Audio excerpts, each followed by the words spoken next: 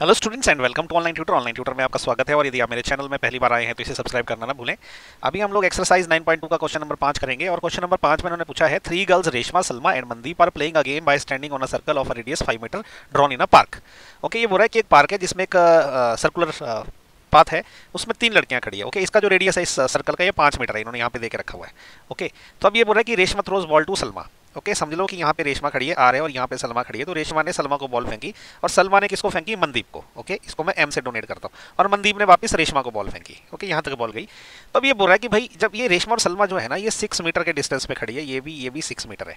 अब ये बोल रहा है कि भैया आप ये ना मनदीप और रेशमा के बीच की दूरी फाइंड करो। ओके, तो बेसिकली हमें ये पूछ रहा है कि आर एम आपने निकालना है। ओके, हमसे पूछा गया कि आर एम की क्या लेंथ है, ये हमें निकालनी है। ओके, तो हम क्या करते हैं ना, सबसे पहले अभी ये जो तीनों पॉइंट है ना उसको सेंटर से ज्वाइन कर देते हैं। ओके, आर को मैंने ज्वाइन किया तो समझो ये ओ इसका सेंटर है, वैसे ही मैंने इसको एम से भी ज्वाइन किया, समझ लो सेंटर से, और एस को भी ज्वाइन किया। ओके, अब क्योंकि ये तीनों रेडियस है ना तो इनकी लेंथ कितनी रहेगी? सर्कल की जितना रेडियस रहेगा उतना, क्योंकि तीनों पॉइंट सर्कल की सर्कमफ्रेंस पे है।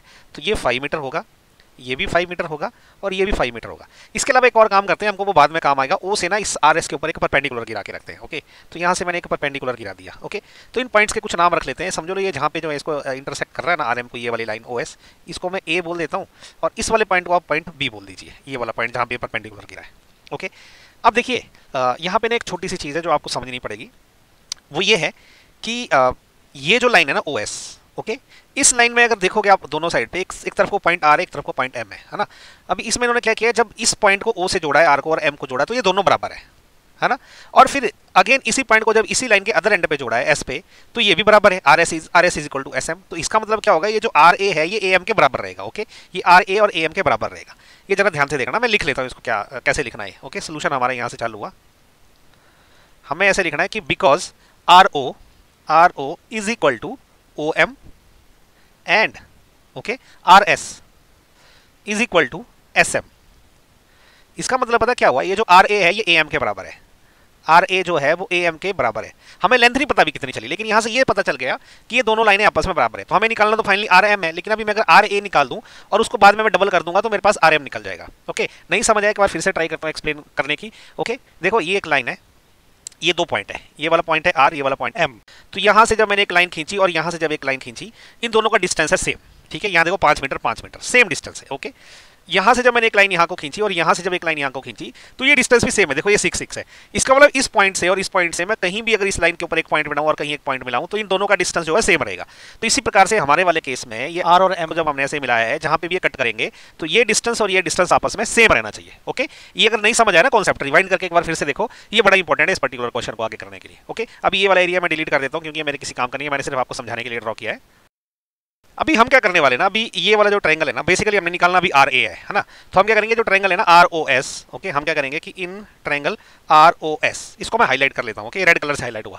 इसके एरिया हम 2 प्रकार से निकालेंगे। ओके, फिर क्या होगा, उससे जब 2 प्रकार के एरिया निकालेंगे तो उनको आपस में इक्वेट करके हम लोग आर ए की वैल्यू निकालेंगे। ठीक है, इसका जो एरिया कैसे हम निकाल सकते हैं, देखो हम ऐसा लिख सकते हैं, area of triangle R O S. ये कैसे हो सकता है, देखो एरिया क्या होता है ट्रायंगल का, इसको मैं बेस मान लेता हूँ ओ एस को। ठीक है, 1/2 इंटू बेस, बेस क्या होता है ओ एस। ठीक है, ओ एस को मल्टीप्लाई किया, उसके बाद मल्टीप्लाइड बाय हाइट, ये आर ए में हाइट ले लेता हूँ। ओके, तो ये आर ए क्या है, ये इसकी हाइट है R A. Okay, values put कर लेता हूँ, ये क्या हो जाएगा 1/2 इंटू ओ एस की वैल्यू क्या है, देखो ये है ओ एस, ये 5 मीटर है क्योंकि रेडियस है, तो ये हो जाएगा 5 इंटू आर ए हमने ना निकालना है। ठीक है, तो ये कितना हो जाएगा 5/2 आर ए। ओके, ये इक्वेशन बनी, इसको याद रखो, ये निकला एरिया ऑफ ट्रायंगल। ओके, अच्छा अब इसी का ही ना मैं एरिया एक और तरीके से निकालूंगा। ओके, ये इक्वेशन बने, इसको याद रखिए। अब अगेन लिखूंगा कि मैं area of triangle R O S, ये कितना होगा 1/2। इस बार बेस में पता क्या लेने वाला हूँ, ये देखो ये वाला आर एस बेस लूंगा मैं। ठीक है, मल्टीप्लाइड बाय ये जो आर एस है ना, इसको मैं बेस लेने वाला हूँ। ओके, ये आर एस हो गया, मल्टीप्लाइड बाय हाइट, देखो इस बार में ये ओ बी लूंगा हाइट। ओके, ओ बी, तो this is equal to 1/2 R S की वैल्यू हमको फिर पता है, ये क्या है 6 है। ओके, इंटू ओ बी की वैल्यू हमें नहीं पता।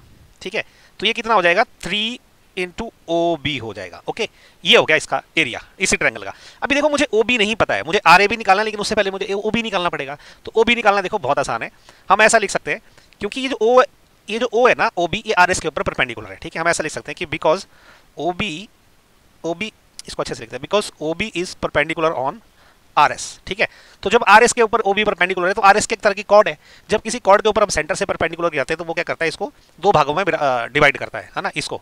तो बीच इंप्लाइज, इसका मतलब क्या होगा, ये जो है ना आर बी, इसका मतलब आरबी कितना हो जाएगा, ये हो जाएगा 3 मीटर। ओके, इसका हाफ हो जाएगा। ऐसा लिख सकते हैं कि because perpendicular bisects cord.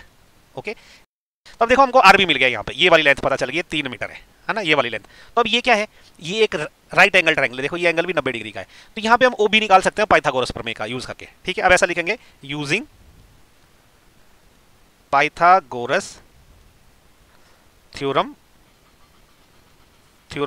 In triangle, ये वाला ट्रायंगल। ओके, ये वाला ट्रायंगल, कौन सा वाला ट्रायंगल, ओ बी आर। देखो इसमें हमें निकालना क्या, ओ बी निकालना हमें। ठीक है, तो ये ओ बी का स्क्वायर ये किसके बराबर रहेगा, ये परपेंडिकुलर रहती होगा हाइपोटेन्यूज का स्क्वायर जो कि है ओ आर माइनस बेस का स्क्वायर। बेस क्या है हमारा, आर बी। वैल्यूज पुट कर लेते हैं। ओ आर कितना है, ये तो 5 है, minus R B. R B हमने अभी भी देखा कि 3 मीटर है, तो ये 3 का स्क्वायर हो जाएगा। ये कितना हो जाएगा आपका 25 माइनस 9, ये हो जाएगा 16। इसको मैं लिख सकता हूँ 4 का स्क्वायर। तो O B square is equal to 4 square हो गया। ओके, इसका मतलब क्या हो गया कि जो ओ बी है ना, ये कितना आ गया मेरे पास, ये आ गया मेरे पास 4। ठीक है, इसकी वैल्यू अब मैं पुट कर लेता हूँ यहाँ पे। ठीक है, so putting O B in equation 2, इसको मैं 2 बोल देता हूँ। ठीक है, तो इससे क्या आ गया, एरिया ऑफ ट्रायंगल, ये जो है ना आर ओ एस, ये कितना आ जाएगा, देखो यहाँ पे जब ओबी की वैल्यू पुट करूंगा तो 3 गुणा 4 12 आ जाएगा। ओके, तो 3 into 4 this is equal to 12 आ जाएगा। ये रख लो आप इक्वेशन 3। ओके, तो ये जो है ना एरिया ऑफ ट्रायंगल अभी इतना आ गया, ये तो एरिया ऑफ ट्रायंगल इक्वेशन 1 के हिसाब से इतना है। ओके, इक्वेशन 2 के हिसाब से इतना है, तो इसका मतलब दोनों आपस में बराबर होंगे। तो मैं क्या करता हूँ, बीच का एरिया इरेज कर लेता हूँ ताकि मैं आगे की कैलकुलेशन यहाँ कर पाऊँ। ओके, नहीं समझ आया तो रिवाइंड कर लो और थोड़ा सा नोट कर लो, क्योंकि अभी मैं ये बीच वाला एरिया इरेज करने जा रहा हूँ ताकि मेरी कैलकुलेशन के लिए जगह बने। तो अब देखो इक्वेशन 3 बोलती है कि ट्रायंगल का एरिया, इस ट्रायंगल का एरिया इतना है, इक्वेशन 1 बोलती है इसका एरिया इतना है। तो ऐसा मैं लिख सकता हूँ कि which implies from equation 1 and 3, equation 1 और 3 से दोनों बराबर होने चाहिए। इसका मतलब कि 5/2 R A, okay, this should be equal to 12। Okay, इसका मतलब क्या हो गया कि R A is equal to 12 multiplied by 2 divided by 5। ये कितना हो गया, 12 दूने 24/5। इसको जो है कर लेते हैं इधर ही। देखो 5 चौके 20 होता है, पॉइंट लग गया, 4 आ गया तो 8 पंजे 40, 4.8 मीटर आ गया ये आर ए की वैल्यू। ओके, अब आर ए की वैल्यू इतनी आ गई, लेकिन हमें तो आर एम निकालना है। तो आर एम क्या है, R A plus R A होगा। Okay, so which implies R M is equal to R A plus, ये जो R A plus A M होगा ना, R A plus A M होगा। इसका मतलब क्या है, ए एम और आर ए बराबर है, तो ये हो जाएगा 2 आर ए। ओके, तो ये हो जाएगा 2 into 4.8, this will be equal to 9.6 metres. Okay, तो ये आई दूरी किसके बीच की, मैंने गलती से ये भी उड़ा दिया, ये क्या था यहाँ पे, ये था आई थिंक सलमा, नहीं रेशमा था, ये रेशमा। तो ये है आर एम। ओके, तो ये क्या हो जाएगा, एम और आर के बीच की दूरी जो आर एम है वो कितना आ गया, 9.6 मीटर। तो हम ऐसा लिख सकते हैं कि distance between Reshma and Mandeep, ये कितना आ गया, 9.6 मीटर्स। ओके, यही है हमारा आंसर। ओके, इसी के साथ जो क्वेश्चन नंबर 5 भी खत्म हो गया।